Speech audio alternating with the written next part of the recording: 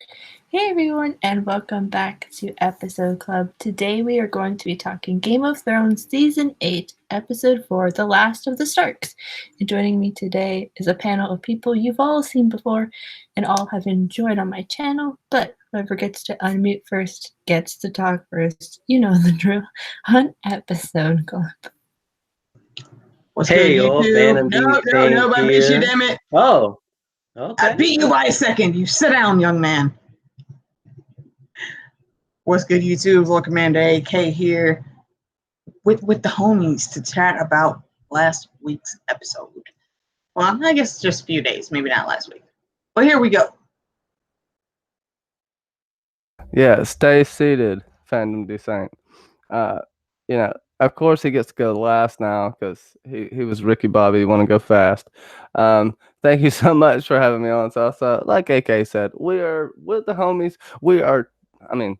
I thought this was a good episode, but I think we have a lot to argue about. So this is going to be a really damn good stream. So stay tuned. Okay, at least I can now say my intro before someone else tries to pull over like Euron to shoot me down. Anywho, Phantom D Saint here.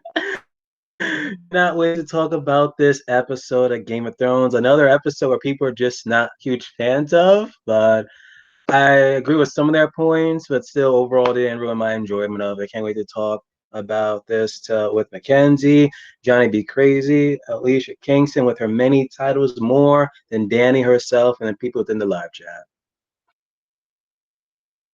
Yeah, it's a very again, another slightly divisive episode. Not as much, I think, as the last one, but still the same. So before we get started, and before the chat probably goes a little bit crazy, we'll join the chat.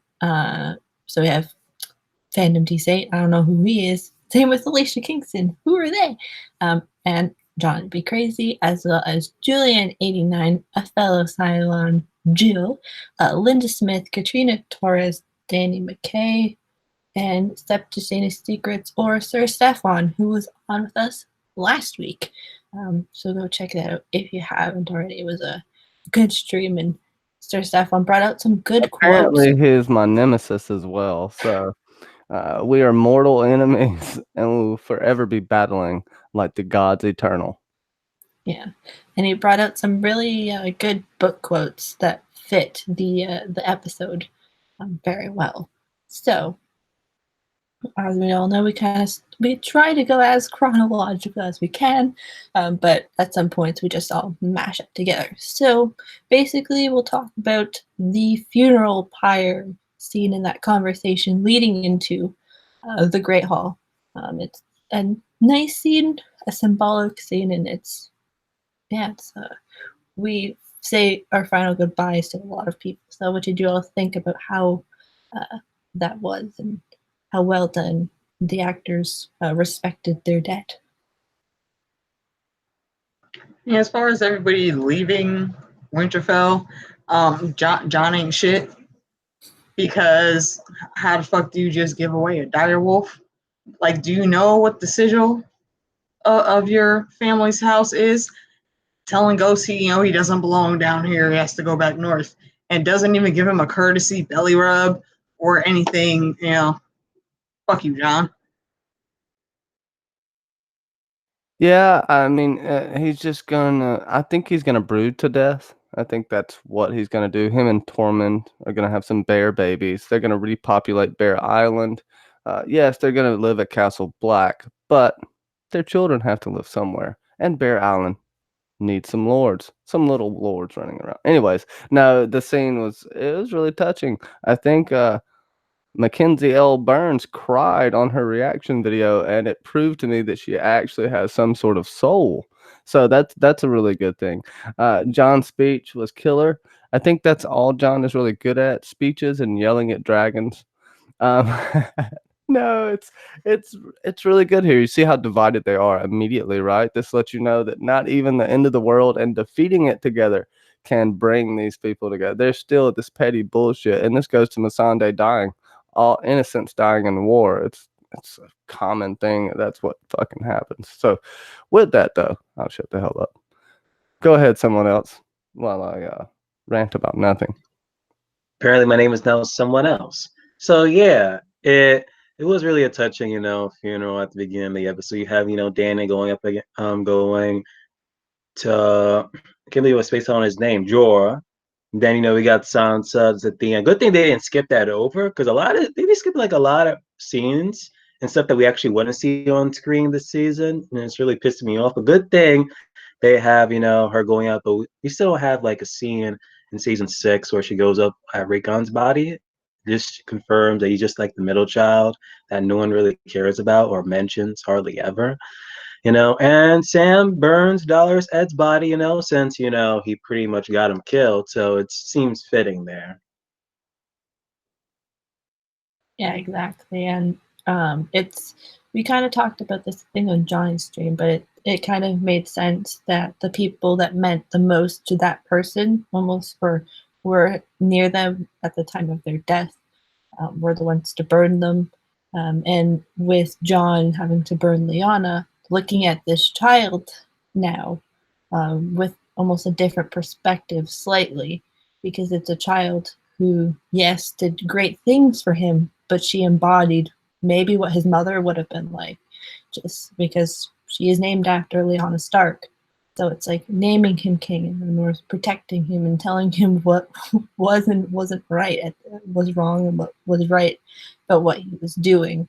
And now having to face her and face kind of almost the embodiment of also young Arya as well, and just being like, okay, now I have to do this as well, as something that's like just like a thing for him just to think about even more often. Because everybody else, it's just like, yeah, this person was there for me or something, but for having to see Lyanna, it's a bit of a shock for him on multiple levels, almost.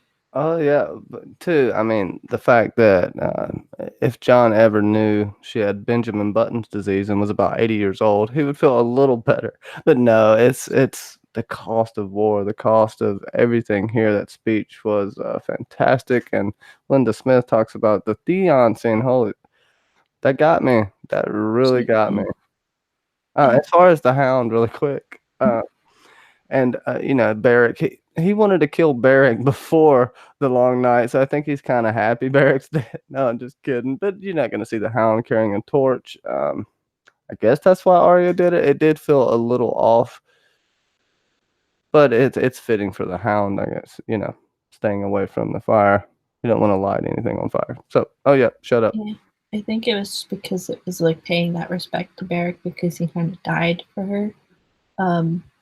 When Linda Smith was talking about Theon and Sansa, I think the director gave her the direction of you've never got to say goodbye to this person.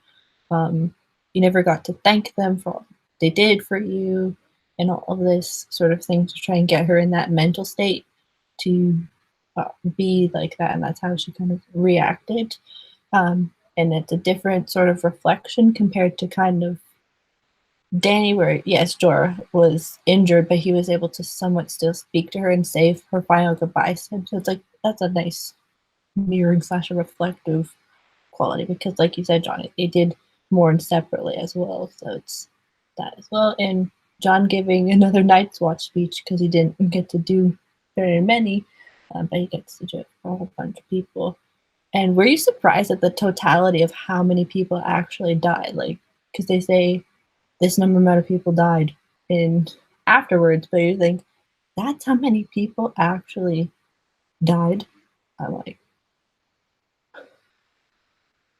Yeah. What was the number again?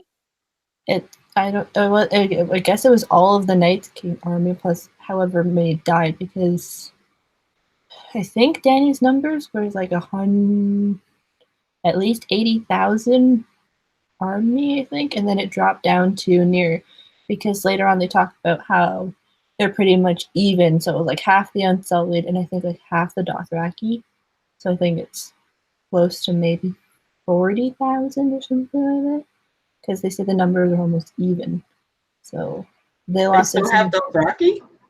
Yeah, because it's like half and half, because John was going to take half the Unsullied and half of the Dothraki, whatever remained of the Dothraki, and half of the Unsullied with him down to King's Landing, and I guess half of the Vale as well. Like it was like half, and half. You know what's so funny? In the books that they light their aurochs on fire, their whole body would just go up. They have so much perfume and oil on the Dothraki. I just thought about that. They would just burst into flames. Like running through the. That would have been just. Oh my god, funny. Yeah, because there was the Dothraki general who was standing beside John, not the one that was the leader of the Dothraki, but like a Dothraki general that was standing beside John. In when they talk about when they have the war council in the morning, whatever. But we can talk about that, or we can talk about the feast, where they mess up entirely on Gendry's bastard name, where he's not actually supposed to be Gendry Water or Gendry Rivers. He's supposed to be Gendry Waters. How did they not catch that at all? How did they not It catch made the, no sense. a lot of? I don't know. It's a Gendry's continuity. apparently from River Run. Should be Gendry Tully. Don't insult him like that. It doesn't even help that Dan and Dave were literally within that scene dressed as freaking, was it wildlings? And like none of them even catch that later on. It's like, what? Like, Oh I yeah, don't know. totally missed that. Yeah, I think the D&D they were beside Tormund. They were part of the wildlings. It's like, let's just make ourselves inconspicuous as possible, and then it's like, oh, and then when you realize that they're standing there, you're like, oh yeah, I can totally see you dressed up in. So did they plant the Starbucks cup on purpose? Yes, I thought it's to get us talking had about the to have. episode. Come on. We all have edited videos. And even if you did, you catch it during the screenings. Come on, that had to have gotten caught in the movie theater screening. Like the early previews. Come on, somebody had to have seen that. They were just being nice and didn't say nothing. Nah, it might have been a deliberate troll. Anyways, maybe they get some money from Starbucks. Who knows? Maybe. It's a backdoor pilot for Westworld. There you go. The Westworld spinoff featuring Game of Thrones. Mm-hmm. So I can't wait for that to come out.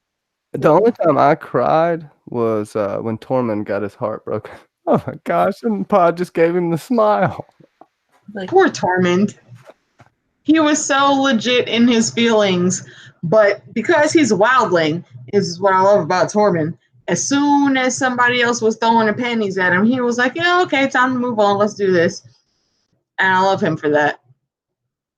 I did think it was very comical how he went to the Hound trying to wax poetic about it. And the Hound was like, why the fuck are you talking to me about this, dude? Why? It would make sense. That's like the other person. I think he does talk about it too, right? Because when they were beyond the wall, he does like have a conversation. So I said like stuff like, that makes sense. Why he would like immediately just go to him. Dick. It makes sense why he would do it, but the Hound wasn't on that. The Hound is like, whatever. But I think it's just to make it more comedic as well. It's like, because the Hound could have went to anybody, to John, to Davos, but it's like for him to go to the Hound who actually doesn't give any shits about what happens to anybody. It's just like, click in. And it's just like the puppy dog, guys. What's funny is he's never changed, right? He's still the same dude. He never really was a bad person. He just followed orders. And yeah, him getting emotional talking about what he would do, you would have never had to go through that. He tried to be mean and rough in the beginning, but he just got softened up. That was pretty beautiful for me. I wish it would have maybe talked a little more, but I did like how Arya left with him, especially after John told them what was going on. I'm sure Bran has set some kind of plan in motion. We'll see some creepy eyes. And shout out to Lady Gemma, Secrets of the Citadel, is in the chat room. And appreciate everyone else being here. You guys are awesome. Yes, thank you to Gemma. Because I know she must be up late today because she had a stream just not that long ago. But yeah, I agree with you, Mackenzie, on your reaction. Like these are like one of the scenes or reunions I wanted to see this season. The moment the Hound come into Winterfell, have a interaction with Santa. You know, if not, then that would have been one reunion I've been pissed off that D&D did not do. Because of that, her whole relationship for about 2.5 seasons, almost. And the whole thing, and also to bring in the Sand fans also as well. The outfit that Sophie was wearing in that episode, I showed it in my reaction to the same outfit,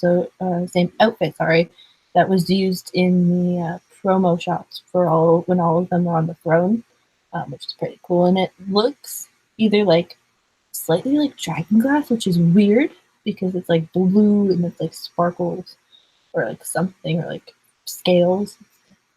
It's weird, but it's really awesome. And a lot of people online, we kind of talked about this pre-stream a little bit, but a lot of people in the Twitterverse think that Santa has really evolved herself into evolutioned herself into Littlefinger by sending those women up to Podrick and to the Hound and to Tormund, just to kind of like have them kind of sort of have a good night, or like as Ben said, make them happy for a little while. But the Hound's just like, I don't care. It's really funny how she's like, they would have made you happy for a little while. And he's like, I don't care. And the Hound like growling at the one girl. It's like, God damn it. But she got a different story. She got the Podrick in the end. So. Well, yeah, he's probably his wife is the drink. Also, he just wants to take the mountain out. That's all he can think about at this point. I guess it's hard to read him, how sad he is about it. I don't know. It seems like he's moving on pretty quick. Like I said about the barrack thing, that doesn't seem to have bothered him at all. So I think that's I don't know, just classic Hound. I hope we get a little bit of dialogue with them on the ride to King's Landing. Kind of a nod to, the cop buddy duo that we all love. Yeah, okay. I was quite happy to see them come through. They're two of a very few people that weren't shit in this episode. So I enjoyed the Hound and Arya getting the band back together again. One of those spinoffs better be the Hound and Arya if they actually survive this season. That's all I gotta say. I don't know if we're getting any future spinoff, but it'd be like the classic Laverne and Shirley type gig, right? Yeah, and in this, we see that Tormund is really everyone's new hype man. And they're basically really emphasizing Jon's heroism in the Battle of Winterfell, and equating dragon riding to either being because you're mad or because you're a king. And what kind of bothered me about this, now that I rewatched it, is Jon didn't even try to at least involve Daenerys in this conversation, because it's like he had his back essentially to her. And no one else was talking to her. Even Varys was just sitting there just going, let me just watch what's going on.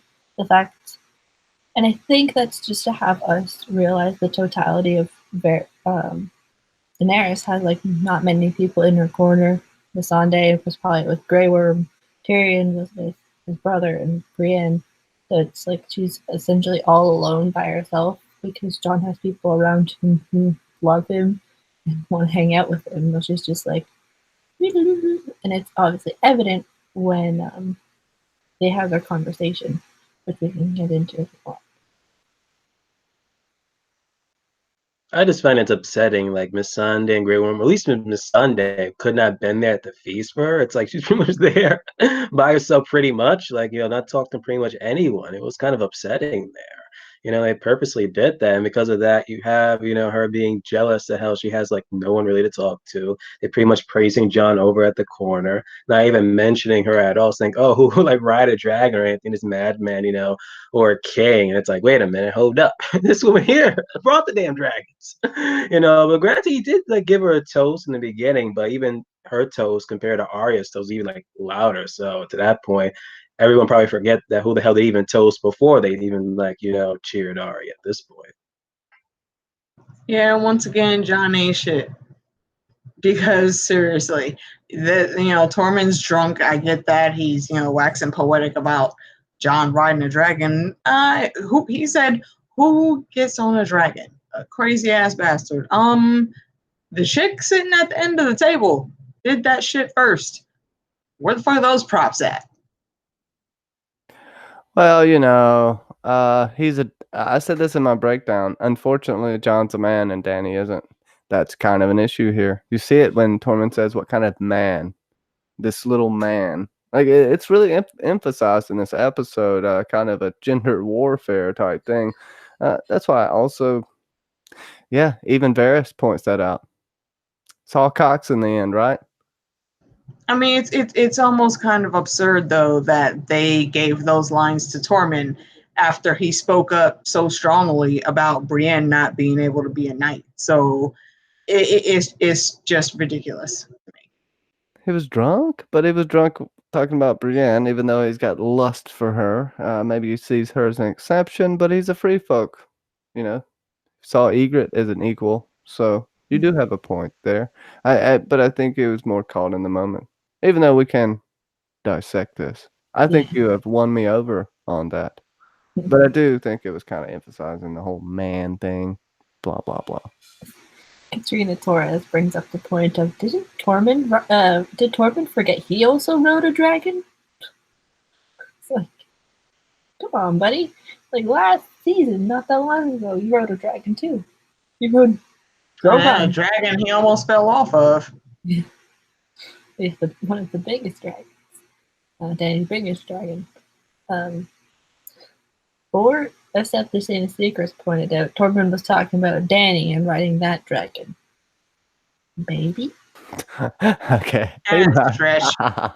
Maybe? I don't know, but I don't know. It's fun. Only a passenger, not a pilot, but yeah. Hey, y'all got any questions in the chat? Just throw them in there. I'll tell. Well, there was one, but we can. There was a Cersei question. It was before we started. Oh yeah. Wake up, Johnny. No. Hey, come on. You're telling me, huh? Yes, someone talked about the greatness of Cersei, and you're sleeping. Come on, wake up. The greatness of Cersei. Yeah, seems like such an oxymoron. No. Some people bring up some questions in the chat. The question was from Katrina Torres. My big question for the day is: do you think the Golden Company will betray Cersei? Well, not really. We do see a hooded figure. Oh, for John. Katrina Torres. She clarified for John. Sorry. There's a hooded figure in the Golden Company, which I guess maybe could be Dario. I don't know how the hell they would do that plot at the end of this, but we do have a mysterious figure that's in the Golden Company, so we might see someone we're not expecting. Will they flip? I don't know. But the thing is, what Varys says about the word spreading of Jon's heritage, that may be a key, right? If they do find out that he is Aegon Targaryen, he is the legitimate son of Rhaegar Targaryen, maybe. But have they built up the Blackfires? Have they talked about the Golden Company and what they will do? I don't know. There hasn't been any indication show-wise that they will flip.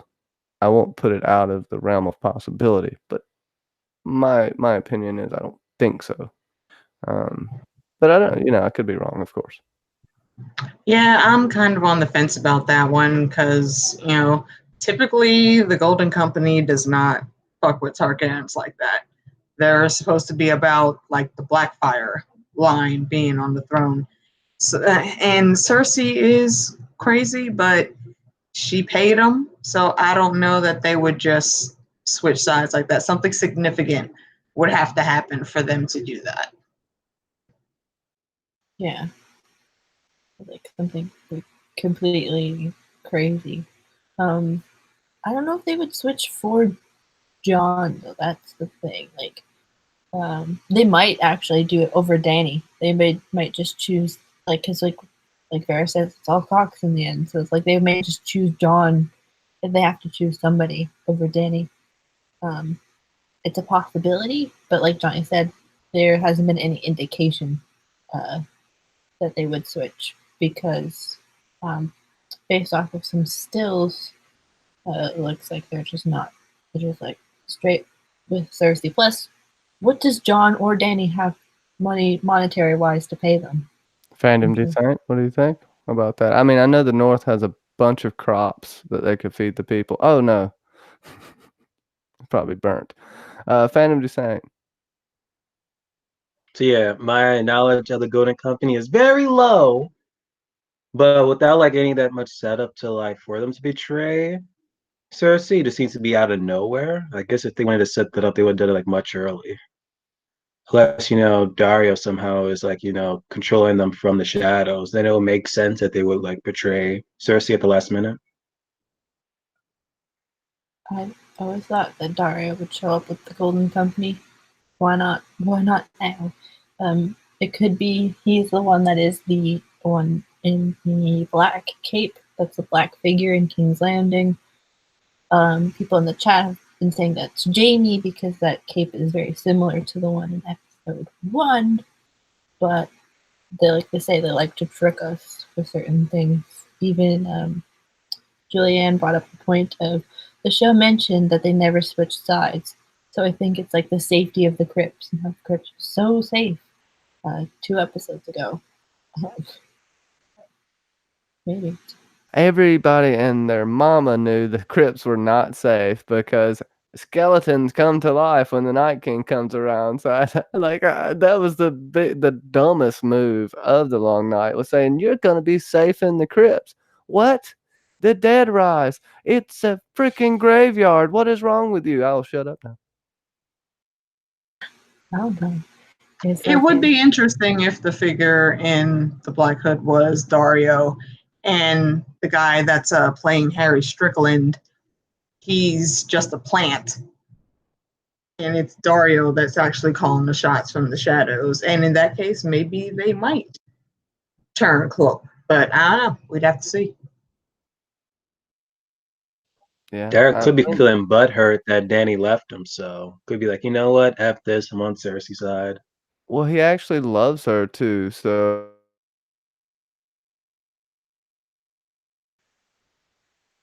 Oh no, did I? Of course I dropped, but he went out of his way to make her happy, give her flowers from everywhere. He even tried to take down the slaves of Marine in the book, the young kids, so Danny wouldn't have to see them before she got there and she found out about it.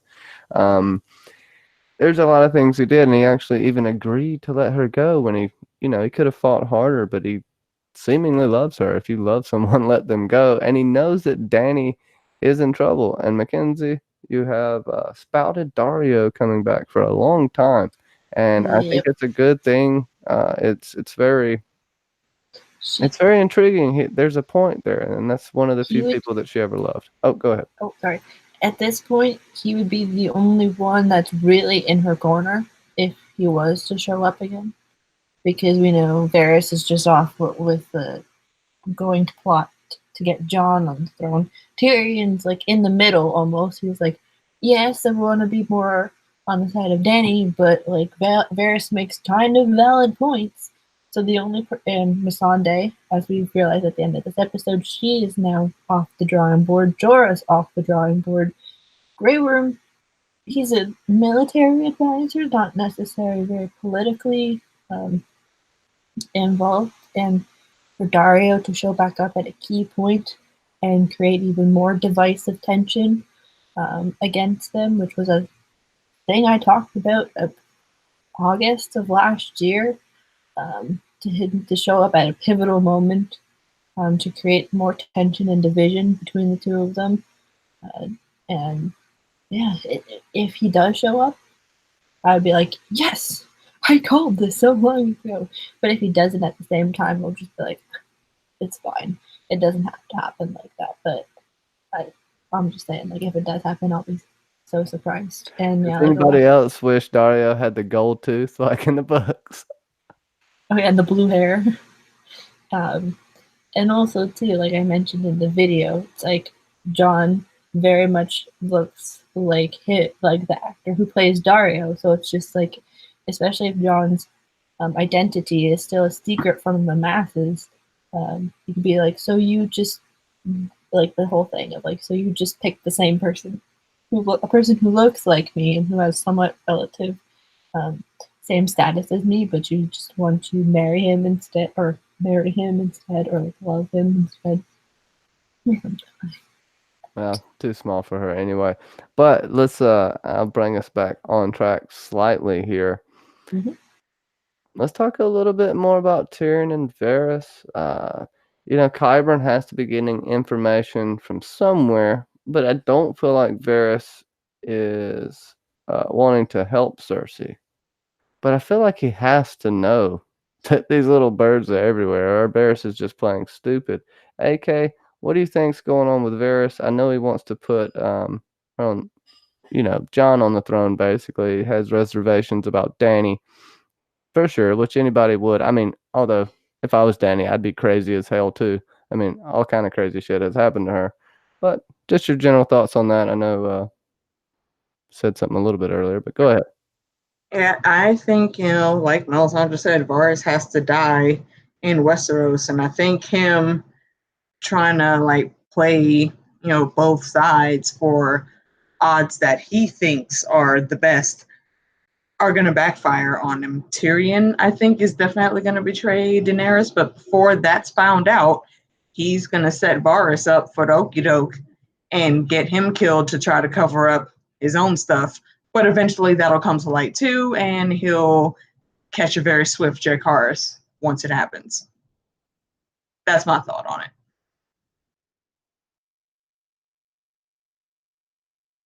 Fandom D Saint. Yeah, I agree with Wake AK up. there. Cersei's being talked Oh. about. Actually, no, we're talking about Varys and Tyrion, you liar. But yeah, we would agree with AK there. It's like Varys is always like, oh, I'm just for the realm. And like since like season 6, you can see like, okay, well, ever since the burning of the Tarleys, he was beginning to question it. His loyalty is with Dany, but then it pretty much been rocky from there, and pretty much this episode solidified that he's getting ready to jump ship. He was kind of weighing towards the Giants a problem, and now he can be a solution to the whole problem. At any point now, I could pretty much see either A, he's just simply just going to, try to kill Dany, or then just, tell the whole realm, like, oh, this is the actual true person, and either way, he's going to end up dying because of it. And I sworn I said this in an episode club, video with Mackenzie, aka you were there too, John. It was like the episode 2 of season 7. I was like, yo, he's gonna betray Dany. And y'all were like, nah, that ain't gonna happen. And it is. It's happening right now. Yeah. I don't know what you're talking about. No. Delusions. Delusions are great. But yeah, I think because they talk about how Dany will give up nothing, no power, nothing. Like they even suggest, why don't we propose marriage between the two of them? And Varys is like, no, she'll just break him and crumble him up into like a little piece and just stick him in the corner. It's like because she wants supreme power at this point. Like even if they do suggest marriage and she just is like, okay, I'll bend, they'll be like, what? Because it's completely going against her conversation with him in that room at Winterfell. It's like she was just very, not saying hysterical, but she was at this point of like, you cannot tell anybody or else this is going to ruin everything that we've ever built up. But so Varys is at this point of, yeah, if I want to get Jon on the throne, Dany has to die at some point. She's too strong-willed for him. Yeah. Yes, Dany must die. Sansa should be on the throne. Oh gosh. There's the divisive there. I swear, Johnny, I'm gonna learn how to smack someone through the internet just for you, man. Stop the Peter Baelish, man. What did the 5 fingers say to the face? Yeah. The whole, if it's true, she's no better than saying, what? I don't want to call Dan. What was it? I don't want to call Danny power hungry. But for portraying Torres, yes. I saw. I can't remember who said it. But I saw somebody saying that she, in that moment, her pleading to John is kind of her turning into a slight, ever so slight Viserys. No, she's turning into Gollum, my precious. It's the bit of that slight Viserys of everybody's giving you the power and the glory and all of this stuff, and I get nothing. That's what Varys did when Dany was, after she had ate the horse heart, and they were all cheering for her in the end. In like episode 5, I think it was 4 or 5. The first season, yeah, she's like trying to grasp any tiny bit of semblance of her significance, and they're all just like, you're there, but it's like you're not as well loved. So at this point, if I was Dany, I'd be like, I give up. I'm going back to Marine because no one actually likes me anymore. But that's not Dany.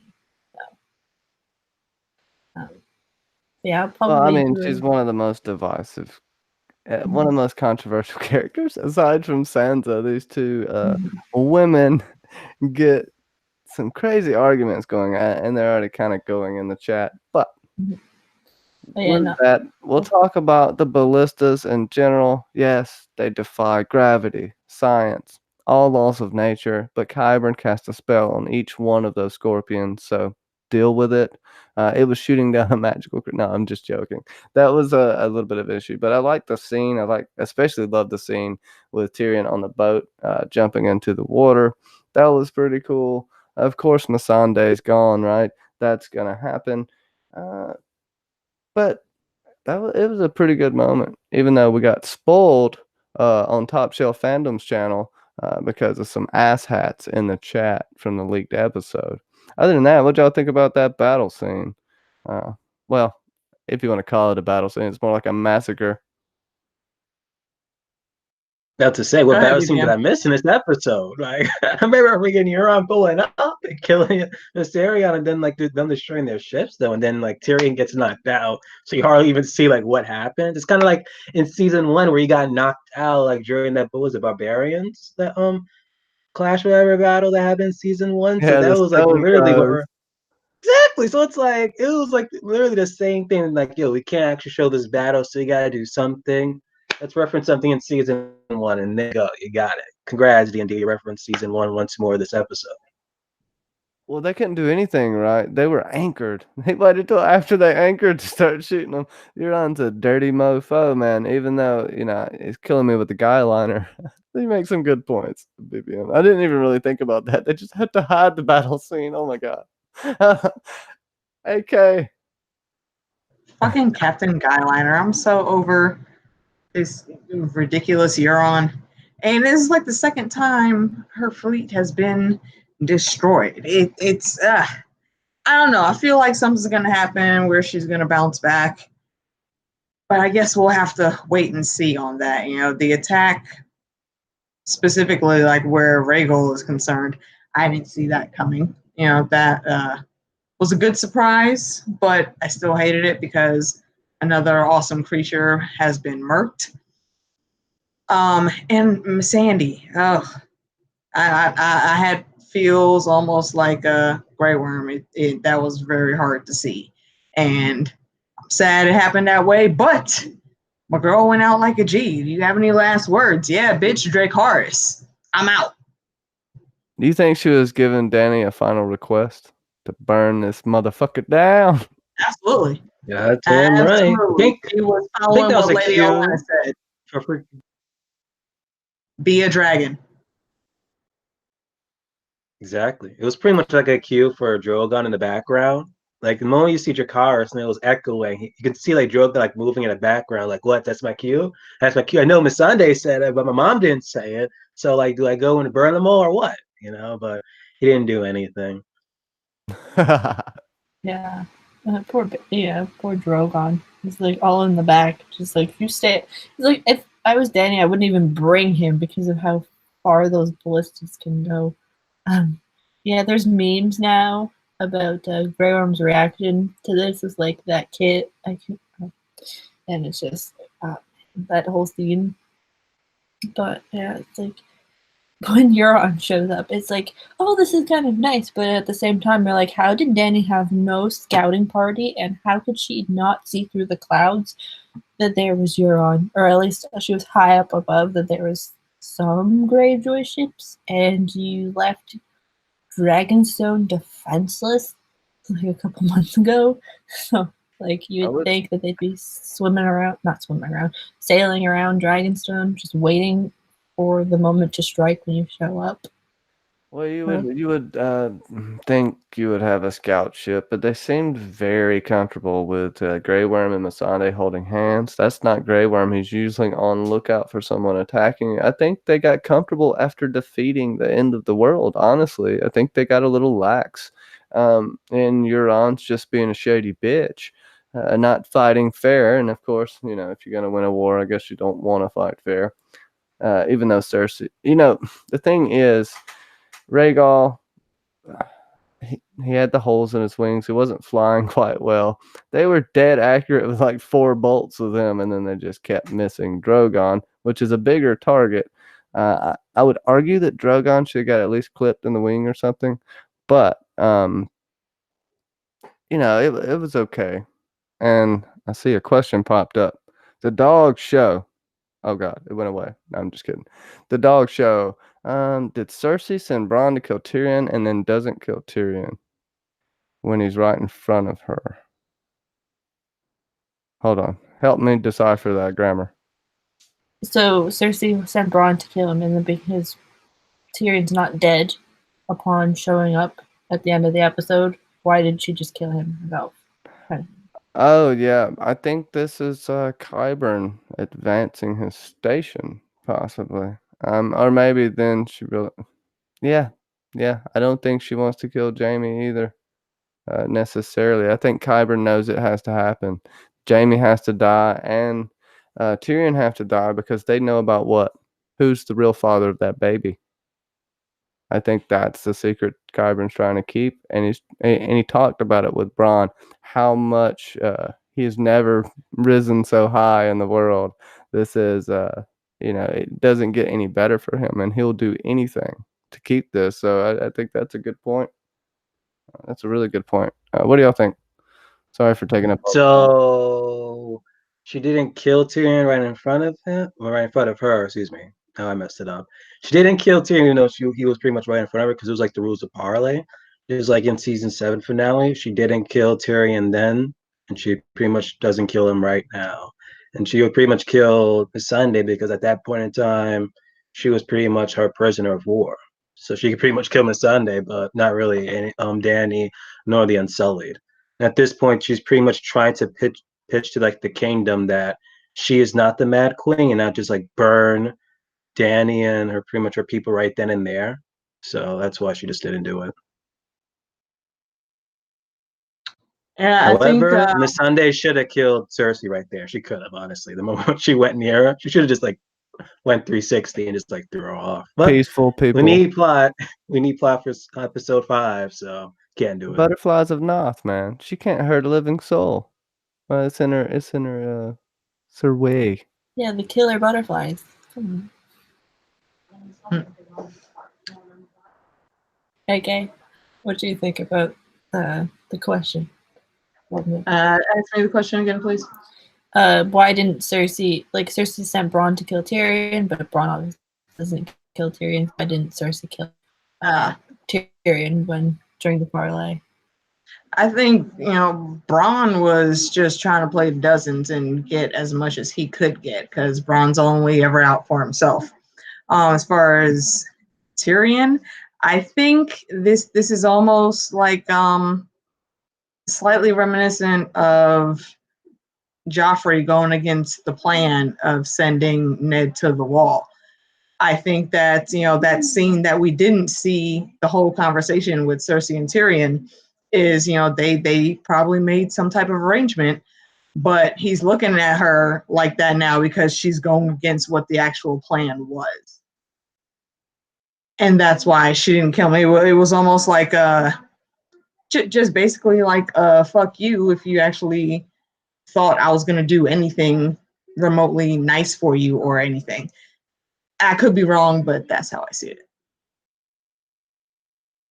No, it's entirely like possible. I think. Yeah, I don't think it's hard to say if Cersei was the one to send him because the contracts between those two actors. But it's entirely like possible. I think, yeah, like we've all just said, it's rules of parlay that you don't kill your opponent, the opposing side, or attack the opposing side.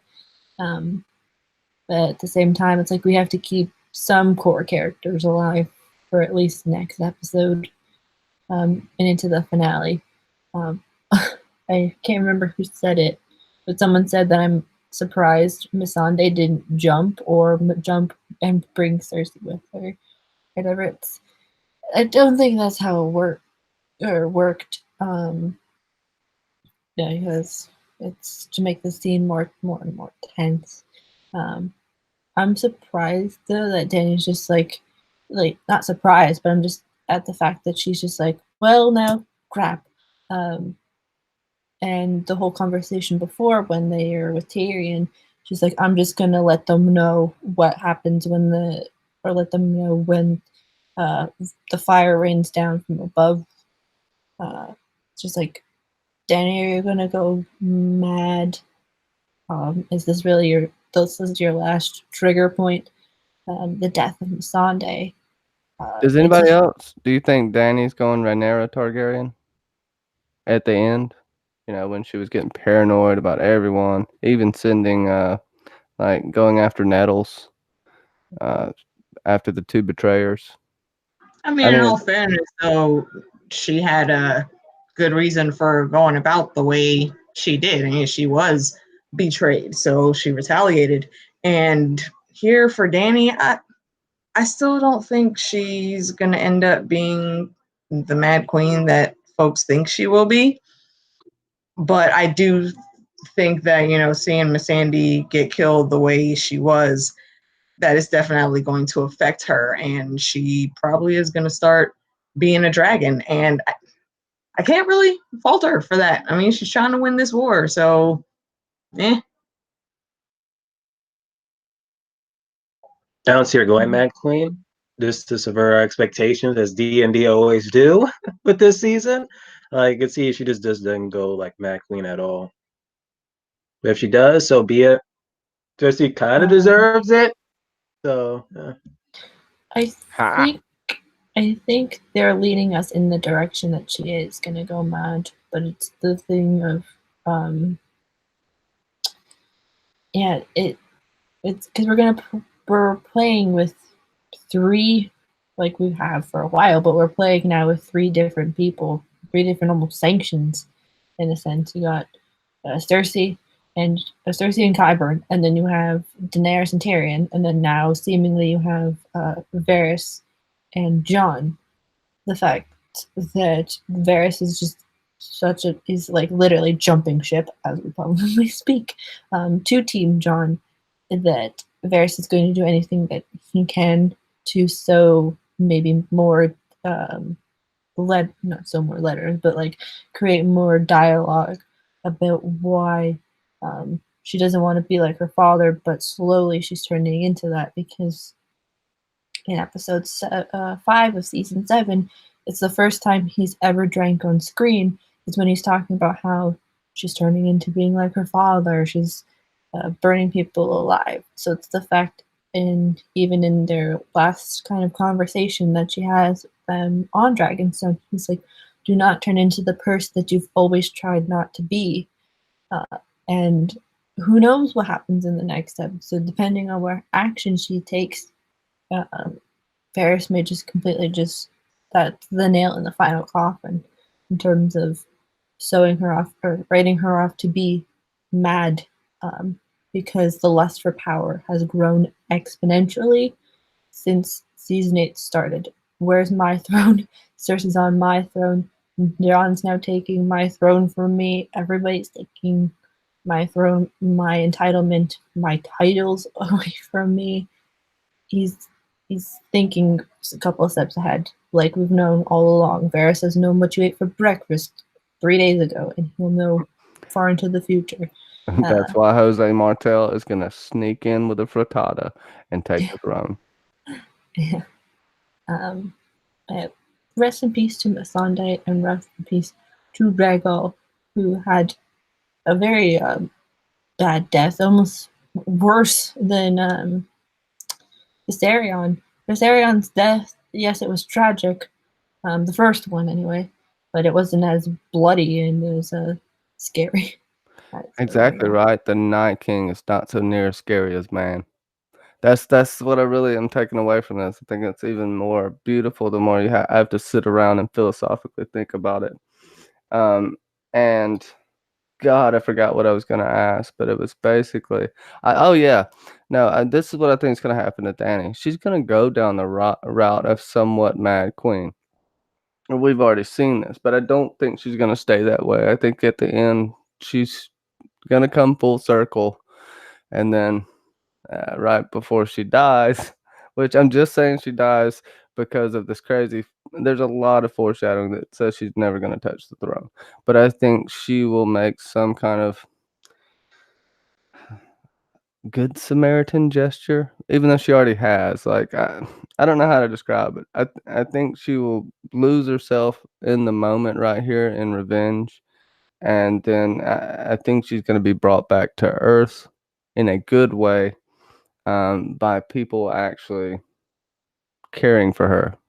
Her seeing people of Westeros care for her at some point. I think that will really change her. You know, if she sees a little bit of endearment toward her from her peers, basically. So we'll see. I think they're going to be behind her right now.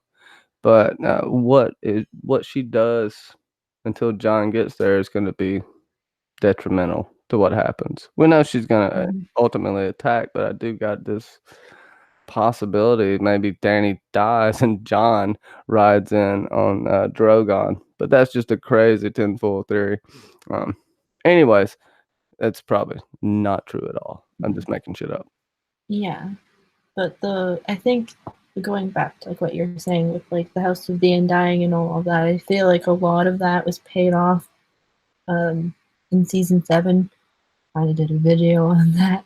I'm just famously plugging content that's already on here, but yeah, I did a video on that where basically her not touching the throne was her arriving in season 7 and then being turned to go north to care for Jon and everybody else. But another question brought up was, do we think Cersei's going to light wildfire and say that it was Dany?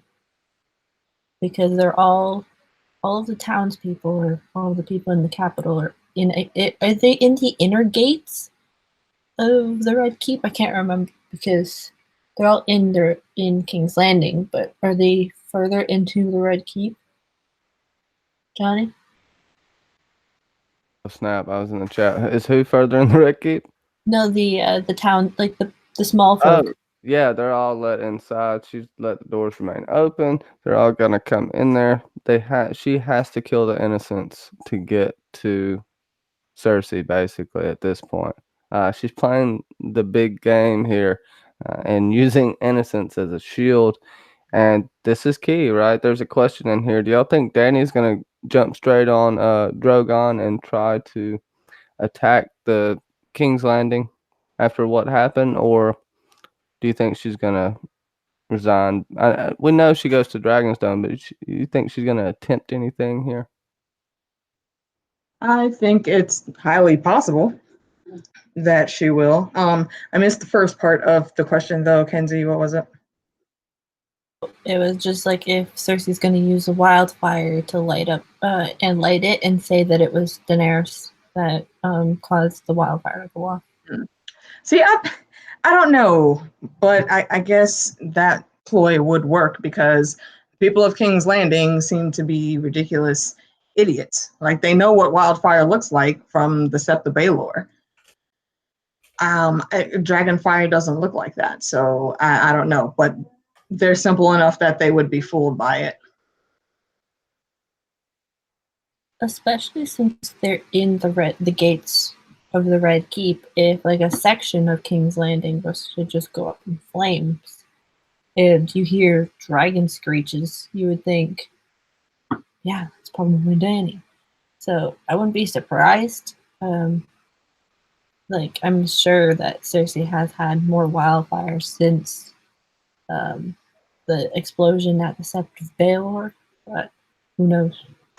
Like they had time to make, what is it, maybe 25 scorpions. They have enough time to make wildfires, though. I think that's only if they have another alchemist. Now Qyburn's good, but they've not established too much that he can make something as huge as wildfire. I guess we'll see. Don't they mention It's in the under Olive finale of season Fleabottom. 7 that they had like barrels of wildfire?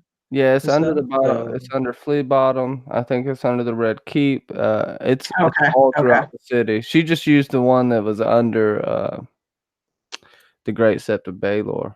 So there's more caches. Oh god! But I think Alright, yeah, gotcha. like they're saying in the chat, I think Drogon's gonna set off a chain reaction at some point. I think Dany's gonna destroy the very thing she wants. That's when she's gonna come around.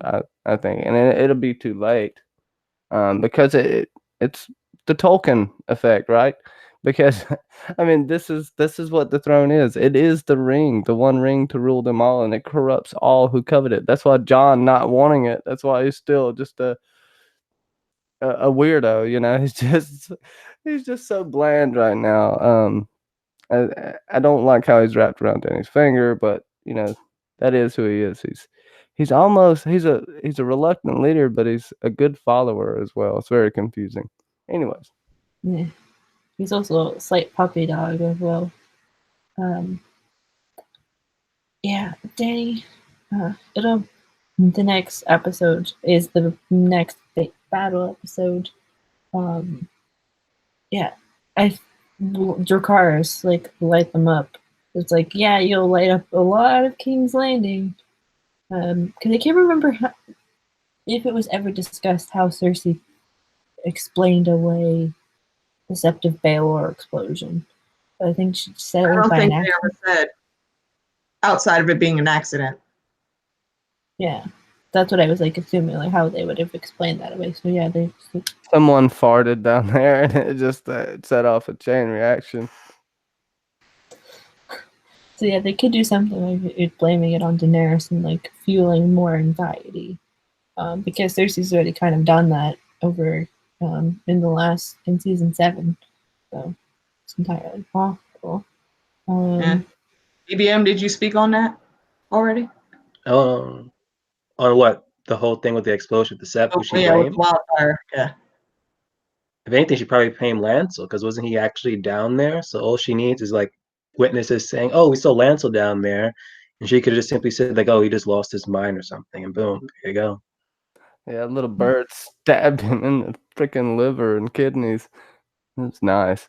Yeah, everybody wanted Lancel to die. Just to throw that out there, but we have to talk about the drunk lovers in the room.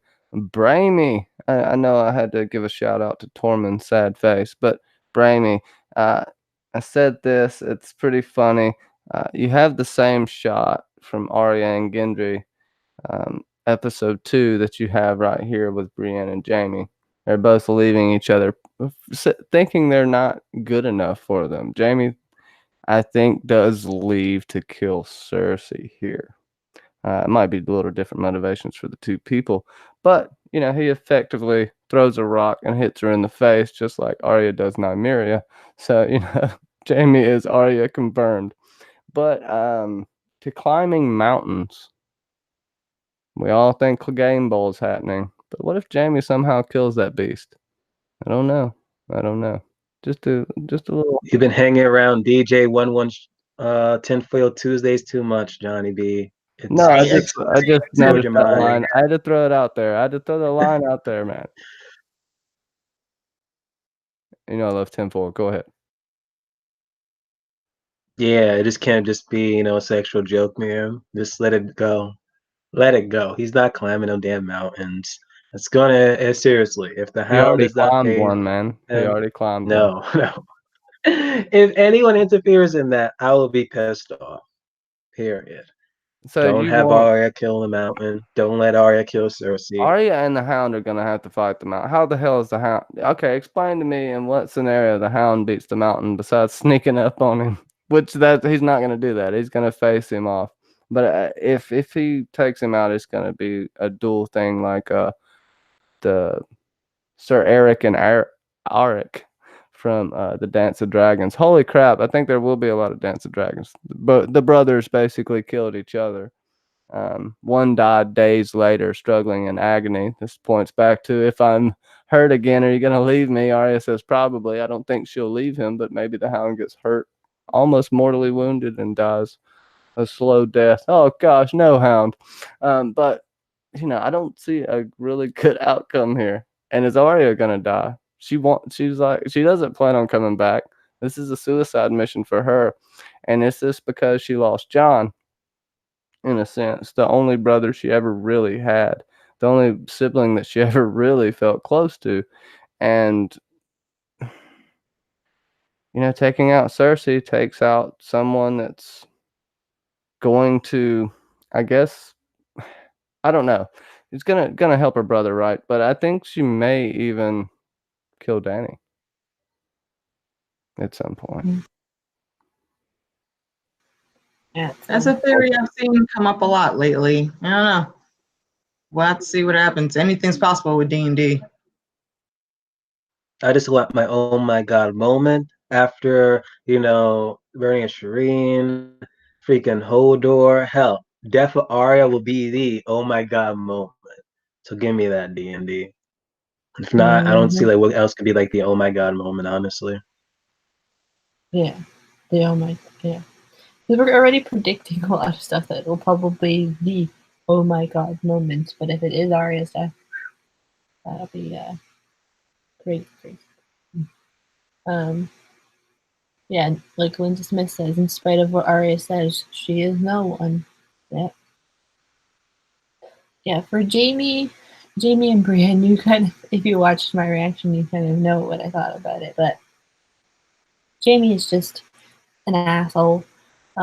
He takes advantage, not takes advantage, he just kind of manipulates Brienne's feelings more within that whole space of time that they're together. Because he's like, sure, I like you, but I don't like you how I love my sister. And it's that, whatever that is, that the addictive quality of Cersei for Jamie that just keeps him going back to her. And when Brienne is broken up with, essentially, in my reaction, I'm like, Santa, go get the ice cream. And the ice, or it was like, go get the ice cream. And then I said, wait, no, the ice milk. And then some Arbor Gold, or not Arbor Gold, Arbor Red. I was like, or Dornish Red, or whatever it was. It's like that whole cliche sort of thing. But yeah, it's because they kind of hid that relationship. So I wonder like what that means moving forward, especially if Santa's going down south, even though she said I never see Cersei die, what that means for her and that sort of storyline, because they kind of just cut off the northern plot line in this episode. They did. I feel the way I see what you mean, but I feel the way they left it is Santa's not, like I said, she's not going to sit on her hands. If she's anything like Littlefinger, and that doesn't mean she's necessarily even got to come down south, even though she might. Brienne will go in her place and almost may convince her or be on her side when she's talking about a plan to save John, because word's going to hit them that they've lost a dragon. They're going to get news at some point. It's going to take a fortnight, which is 2 weeks, for John and the army to get there. So we're gonna have a little bit of time as far as in the show goes. It all happened in one episode, but in between John actually making it there. So I think we'll see a little mirroring of this episode, except John will make it there probably about 20 minutes before the episode ends. Is probably my guess. And maybe the Hound and Arya get there first. Depends what happens on the ride, but other than that, I'll shut the hell up. I think we did a good job on this episode. Is there any questions in the chat? And do any of the panelists want to say anything? I feel like I'm taking over. I've been talking too much. For me, quickly, Sansa ain't going south. A Stark needs to be in Winterfell, or shit will go down. So she needs to stay in Winterfell. Yeah. Yeah, I don't see her wanting to go south at all. Mm-hmm. Well, we didn't really talk about Sansa betraying that secret that Jon swore them not to tell anybody in the Godswood, because everybody made a massive deal on social media. It's like Jon brought them to the Godswood and made them swear to not tell anybody. And then what does Sansa do 10 minutes later? She just blurts it out. Well, everybody knows Sansa was going to say it. It wasn't even a surprise. I was like, when's she going to tell Tyrion? It's either going to be in person or over a raven. That's secret. Snitches get stitches. Yeah. No, so true. But she's doing what she thinks is best, because she saw in the beginning of this episode that Dany is willing to give anybody who asks or doesn't even ask for it a piece of land in her kingdom. Yet her and her brother seemingly cannot get anything for the North by themselves. So it's why not just like, well, if you're not gonna do anything, like get me what I want, then I'll just tear you down. But they also have throw it out there to your point, Sasa. Sansa is the younger, more beautiful queen. It's not Dany. It's been Sansa the whole time. Like, you've watched her do this. She's been, as much as you hate it or love it, unfortunately, that ginger is the queen to be, more than likely. Mm-hmm. I've never thought Sansa wasn't going to be ruling somewhere. She's the Queen Elizabeth, Mary, Queen of Scots character. It's just the way they're getting her there that completely irks my nerves. Yeah, but it's to move that plot line forward. They couldn't have us like sitting on our thumbs, sitting on our hands, waiting for something to show up. They had to give that line to, or the reveal to Sansa, because she is Littlefinger and thinking 15 steps ahead of everybody else. And if some way, somehow, her brother can still be alive in the end because of the secret, why not try it? Even if it ruins their relationship. What semblance of a great relationship did they have like 3 episodes ago anyway? So it's like, risk it to take the biscuit. Or risk it for the biscuit. I love that saying.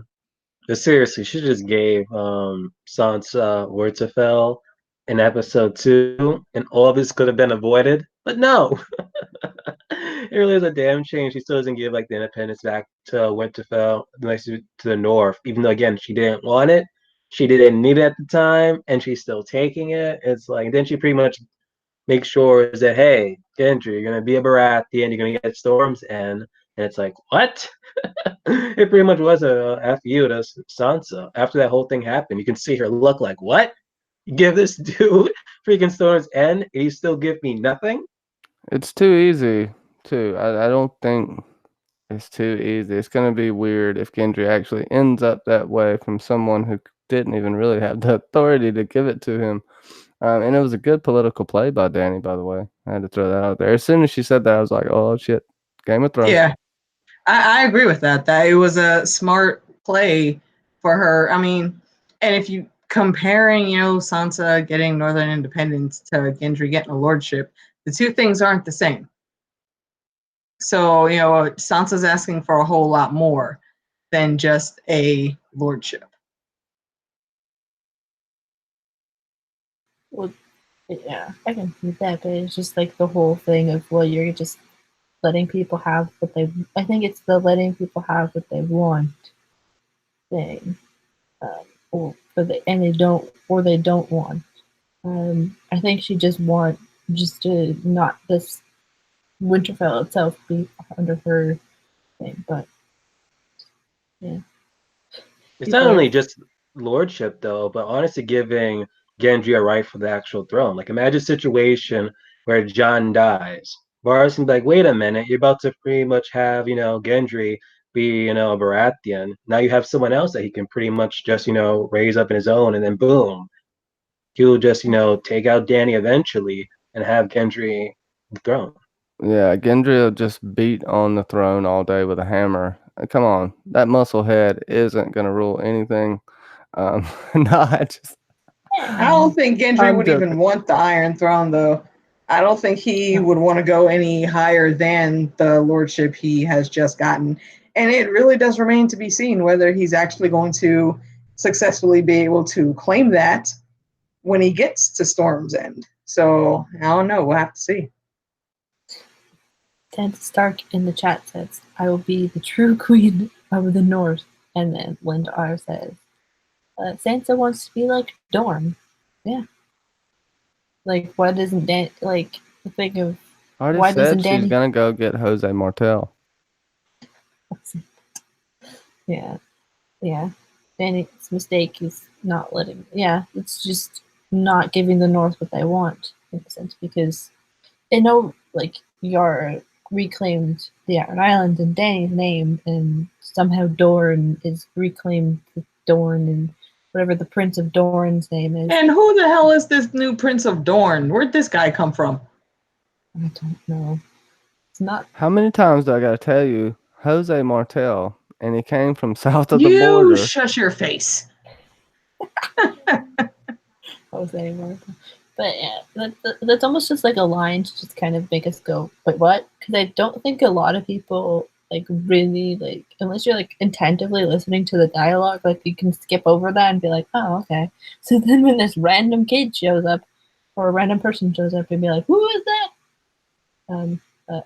Jose Martel. Yeah.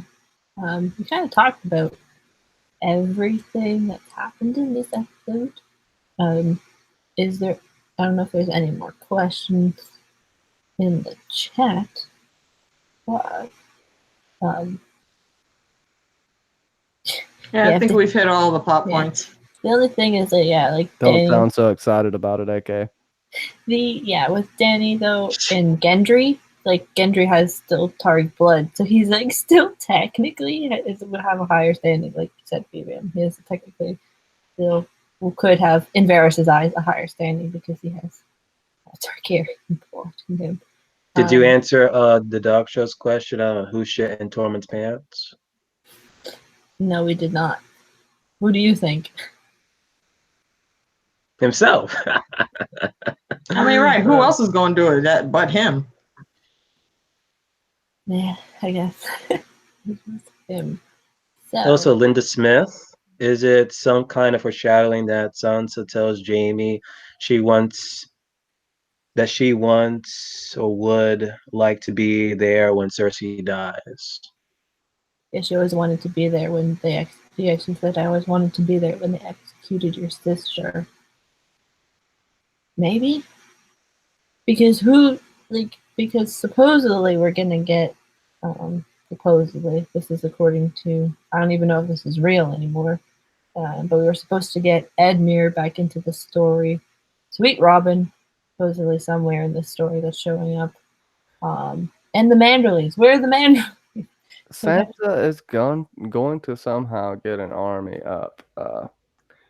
And she's going to do something. I don't know that she's leaving Winterfell, but she did say she wants to see Cersei die. I know someone threw that out in the chat. There's nothing but rubble there, and there's like 4 people living in Wintertown. So at this point, all everybody left there except Sam and Gilly have something at stake in the war in King's Landing right now. So, You could True. that's my hope. She doesn't. They don't just leave the North like, forget about the She North. could just send Brienne, just like how she sent Brienne for the parlay. Mm-hmm. Yeah. Yeah, I think she'll do that. Maybe we'll get Howland Reed. Can I do anything, my lady? Yeah, I think we're gonna maybe get something because I don't think they're gonna avoid Winterfell for an entire episode and only us come back next episode. But we've talked about everything. So, Hey, Sasuke, while I see you, you're owed a keychains. Get in touch with me or Kenzie with your information. Yes, you're owed a keychain. By the way, Friday, 2 p.m. Eastern, I'll go ahead and do my plug now. Winners of Ice and Fire with John Del Vento, the crazy man himself, producer, musician extraordinaire. So we'll be talking about that, and I will be. There will be a contest for a few awesome things. I got a freaking grab bag of stuff here. Everything from chakra bottles to mushroom keychains. Yeah, you heard it. So, yeah, check that out. Other than that, I'm not going to say anything. I had a pleasure being on here, and I'll get my rating in a minute. Y'all go ahead. Lindar put up one question. What's Cersei's plan for the Dragon Queen? To kill her. Simple as that. No, some way to just kill her. Just to kill her. That's pretty much about it. Using scorpions, or if somehow Dany gets captured, just torture. Torture for a little bit. Kind of like Alaria, and then just like kill her. But yeah. Or just lock her up and don't kill her. Yeah.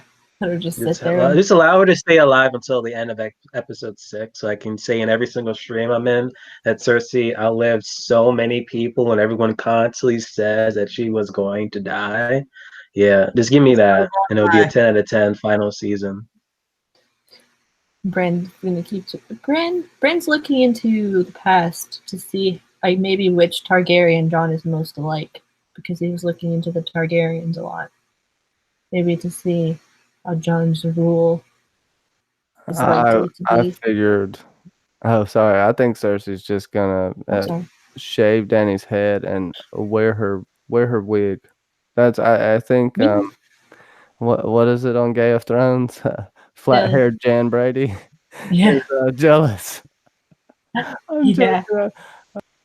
Stealing her weave. But yeah, that's yeah, I think Bran just looking into the past to see which Targaryen Jon may be most alike, because he looked into Darren Targaryen.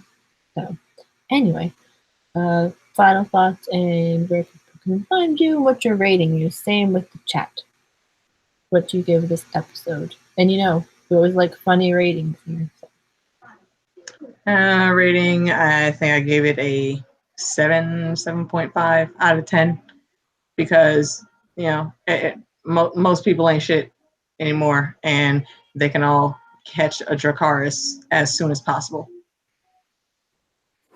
I would argue nobody was ever shit, and I have to give this one a 9 out of 10 because I have to rank it higher than The Long Night. Don't ask me what I ranked The Long Night, because I looked at it differently than everyone else.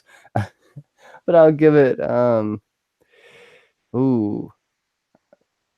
out of 10 Rhaegal tracheotomies.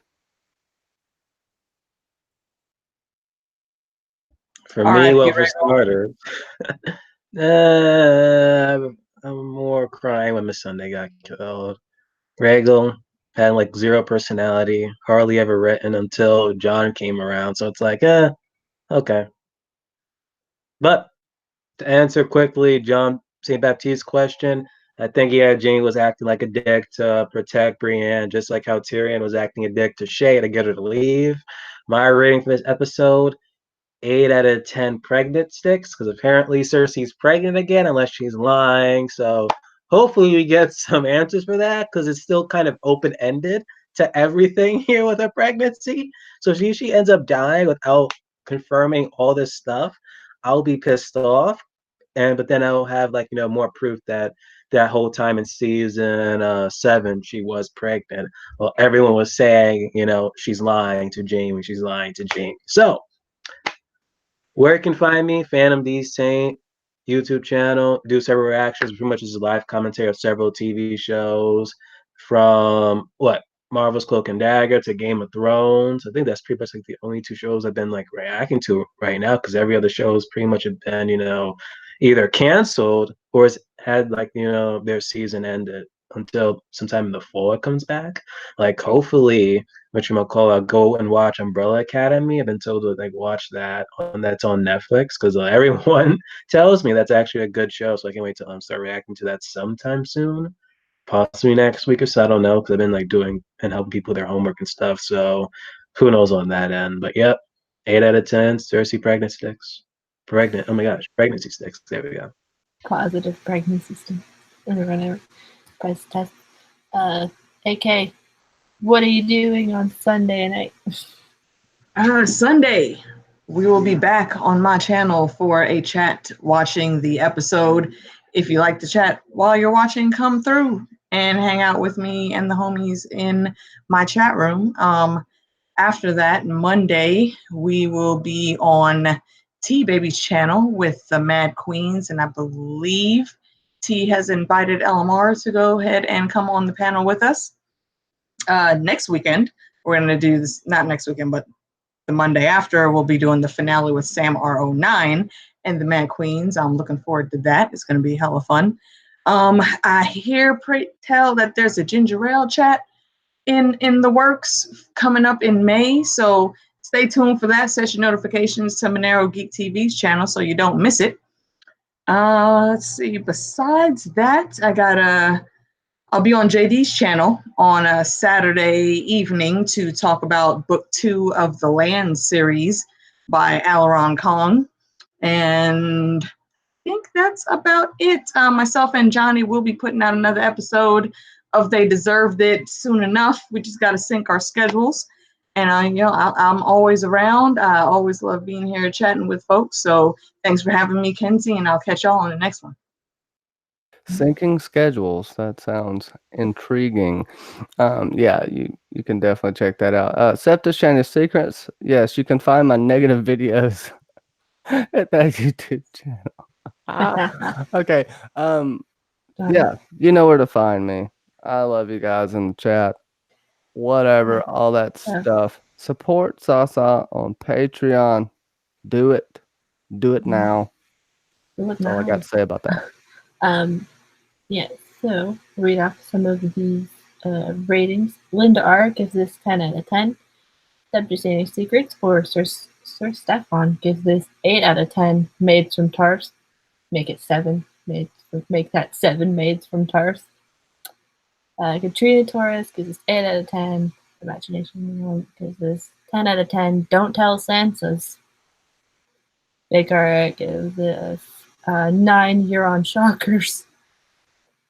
Linda Smith gives us 8.5 Starbucks coffees. Julian, 8 grand slow rollbacks out of the room. Can I say John St. Baptiste? 8.75 8099 nanolons. Also, Abby from Drinks and Knows Things, Gertie Go Home, she said 8.5 jerks are everywhere in this episode. And I agree, my lady, I agree. Sasuke gives this episode 9.25 Jamie Boners. And then Alicia AK says 8 out of 10 pregnancy sticks to mirror what Phantom said. 8.75 P6, like John said. Lost hand maiden heads. Oh no. Now there's talking about lost maiden. Oh my god. 8 John 7 D&D inaccurate book references. That's a good one. I like that. Yeah. Well done, Danny. Well done. John St. Baptiste. 8.75 sad looks at sisters. Nanowans. 8.5 Jills. But yes, so we got everybody who's in the chat today. Thank you so very much. And this weekend, at some point, if I can get my shit together, me and Johnny and whoever else wants to pop on. I asked this on my Patreon, and right now, I think it's winning, and it's to talk about Varys and Tyrion and their divisive plans. So it's like we're going to be looking at both Tyrion and what he's going to be doing in episode 5/6, and then what Varys' plans could be if he makes it to episode 6, and why the clash, and which one is the better thing for the story / which is going to happen. So yeah, that's what I do on my Patreon, is once a month, because I only do episode clubs. We're going to be doing special streams. So yeah, go check that out, and you all know where to find me. If you don't, it's in the description. And yeah, thank you everybody for joining us today, and we'll see you all in the next one for episode 5. Finger guns, everybody. Pew, pew, pew, pew, pew. Bye. Ghosts deserve better. Yes, ghosts deserve better. Bye. So did Lexa. Bye.